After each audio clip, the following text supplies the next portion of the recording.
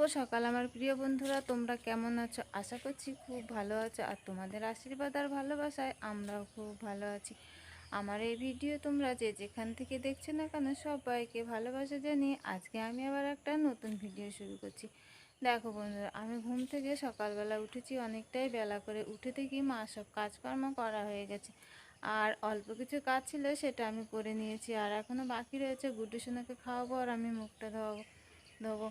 তা দেখো গুড্ডু সোনার খাবার ওদিকে তৈরি হচ্ছে, আর আমি ব্রাশটা নিয়ে নিয়েছি হচ্ছে মুখটা ধোবো বলে।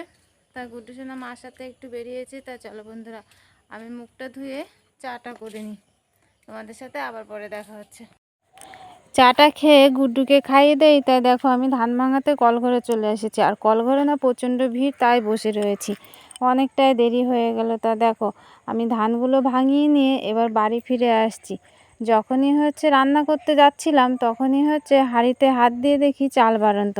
তাই ঘরে ধান সেদ্ধ করা ছিল, তাই সেই জন্য চলে গেলাম হচ্ছে ধানগুলো ভাঙিয়ে আনতে। তা এখন না অনেকটাই বেলা হয়ে গেছে, কখন রান্না করব। তা দেখো আমি ধানগুলো ভাঙিয়ে নিয়ে এসেছি, এক বস্তা ধান নিয়ে গেছিলাম, আর চালগুলো এখন নামিয়ে নিচ্ছি। আর ধানটা না একটু নরম ছিল, তাই চালগুলো না একটু একটু ভেঙে গেছে, ওগুলো পরেও খাওয়া যাবে। তা দেখো ওদিকে আমি একটা তিরপলটা সেলাই করে নিচ্ছিলাম। গাড়ির ঢাকা দেওয়ার জন্য একটা তিরপল এনেছি, কিন্তু সেটা না ছোট হয়ে গেছে, আর গাড়ির মধ্যে না খুব জল পড়ে, তাই ঘরে হচ্ছে তিরপল ছিল সেইগুলো আমি সোজা সুতো দিয়ে সেলাই করে একটি বাড়িয়ে নিচ্ছি। আর গাড়িটার ভেতরে প্রচণ্ড নোংরা হয়েছিল, যে গাছের পাতা পড়ে পড়ে, তাই ভাবলাম একটু ধুয়ে মুছে এটাকে পরিষ্কার করি, কারণ গাড়িটা হচ্ছে বিক্রি করে দেবে, তো কেউ যদি দেখতে আসে তাহলে হচ্ছে এরকম নোংরা দেখলে কি আর কেউ নেবে। তাই আমি ভাবলাম তিরপল দিয়ে যখন ঢাকা দেব সেই জন্য জল দিয়ে আর সেই বস্তা ছেঁড়া দিয়ে এই নোংরাগুলো ভালো করে পরিষ্কার করে দিচ্ছি। দেখো আমি ডলে ডলে কিন্তু নোংরাগুলো তুলে দিচ্ছি। ভাবছিলাম চান করতে যাব, তাই ভাবলাম আগে গাড়িটা ধুয়ে নিই, তারপরে চান করতে যাব, কারণ চান করে তো আর এসব কাজ করা যায় না, বসে বসে হচ্ছে পরিষ্কার করতে হবে। তাই মা হচ্ছে 2 বালতি জল এনে দিল, আর আমি দেখো গাড়ির মধ্যে বসে বসে এগুলো করছি। আর গুড্ডু সোনাকে মা একটু দেখছে।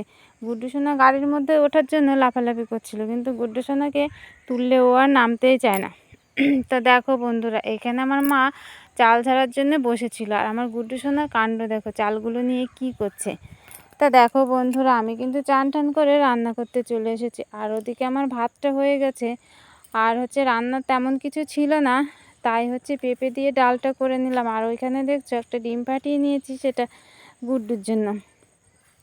আর ভাতের মধ্যে আলু দিয়ে দিয়েছি, সেটা আমরা খেয়ে নেব। আর আজকে না রান্না করতে অনেকটা বেলা হয়ে গেছে, তোমরা তো দেখেছো যে আমি হচ্ছে ধান ভাঙাতে গেছিলাম, তাই আমাদের খেতেও না আজকে অনেকটা দেরি হয়ে যাবে। তা আমি কড়াইয়ে অল্প একটু তেল দিয়ে হচ্ছে গুড্ডু সোনার ওই যে ডিমটা ভাজা করব সেটাকে ফাটিয়ে নিয়ে সামান্য একটু লবণ দিয়ে ওটা ভাজা করে নিচ্ছি, কারণ গুড্ডু খাবে তো, সেই জন্য হচ্ছে ওর মধ্যে পেঁয়াজ লঙ্কা কিছুই দিইনি, সামান্য লবণ দিয়ে ওটা ভেজে নিচ্ছি। এমনি প্রত্যেক দিনও ডিম সেদ্ধ খাই, কিন্তু আজকে ভাবলাম সেদ্ধ দেবো না, একটু ভাজা ডিম খাই, ও অনেক দিন ধরে বলছে আমি একটা ভাজা ডিম খাবো। তা দেখো বন্ধুরা, আমার কিন্তু রান্না করতে করতে ওদিকে না হালকা হালকা বৃষ্টি পড়ছিল, তাই ভাবলাম তাড়াতাড়ি করে রান্নাটা কমপ্লিট করে এখানে দেখো গাড়িটা আমি ঢাকা দিতে চলে এসেছি। যেই দেখলে তিরপলটা সেলাই করছিলাম সেইটা দিয়ে গাড়িটাকে পুরো ঢেকে দেবো, তাহলে আর ভেতরে জল পড়বে না, আর ওগুলো না নষ্টও হবে না। জল পড়ে পড়ে অনেকটা খারাপ হয়ে গেছে। তা দেখো গাছে না ওরা অনেক পাতা পড়েছিল, তাই ভাবলাম যদি বৃষ্টি আসে তাহলে পাতাগুলো বসে যাবে, তাই আমি তাড়াতাড়ি করে উঠোনটা ঝাড় দিতে শুরু করে দিলাম। মনে হচ্ছে এক্ষুনি বৃষ্টি চলে আসবে। আর কি বলো তো বন্ধুরা, রান্না করার পরে 2-3টে বাসন হয়েছিল, সেগুলো আমি মেজে নিচ্ছি। তেমন কোনো বাসন হয়নি, একটা কড়া আর হচ্ছে সসপ্যান, একটা হাতা আর একটা বাটি। তাই আমি ভাবলাম এগুলো মেজে রেখে দিই, তাহলে আর কাল সকালে আর মাজতে হবে না। আর আজকে তো আর রান্না বাড়া নেই, সেই জন্য হচ্ছে মেজে রেখে দিলে কাল আর অতটা কষ্ট করতে হবে না। তা দেখো বন্ধুরা, এগুলো কিন্তু আমার প্রায় মাজা হয়ে গেছে, আর এখন কড়াটা রয়েছে। কড়াটা তেমন পড়েনি, কিন্তু হচ্ছে ভেতরে সামান্য ডিম ভাজতে গিয়ে একটু পুড়ে গেছে, তাই একটু ঘষে ঘষে কড়াটা মেজে নিচ্ছি। অনেকক্ষণ ধরে মাজছি, কিন্তু হচ্ছে ভেতরে সে পোড়াটা কিছুতেই উঠছে না, তাই একটু বালি মাটি দিয়ে বেশ করে ডলে নিচ্ছি যাতে হচ্ছে পোড়াটা উঠে যায়, না হলে পরের দিন রান্না করতে গেলে আবার সেই বেশি বেশি পুড়ে যাবে, তখন আরও মাজতে বেশি বেশি কষ্ট হবে। অল্প অল্প পোড়া তুলে দিলে বেশ ভালো হয়। আর পেছনে তো কড়াইয়ে কালি ফেলে দিয়েছি, ওই জন্য আর হচ্ছে বেশি কষ্ট করতে হয় না, শুধু কালিটা ফেলে দিলে হয়ে যায়। তাই দেখো বন্ধুরা, এখন রাত হয়ে গেছে আর সে আমাদের রান্না হয়েছে, সে তো আর খাওয়া দাওয়া হয়নি। তারপরে বৃষ্টি চলে এসেছে আর কারেন্ট ছিল না। তাই এখন হচ্ছে মা দেখো আলুটা মাখছে, আর আমার ছেলের কাণ্ড দেখো, ও মাখবে বলে খুন্তি নিয়ে হচ্ছে মাখামাখির জন্য চেষ্টা করছে। আমার মাকে দেখো কিছুতেই মাখতে দিচ্ছে না।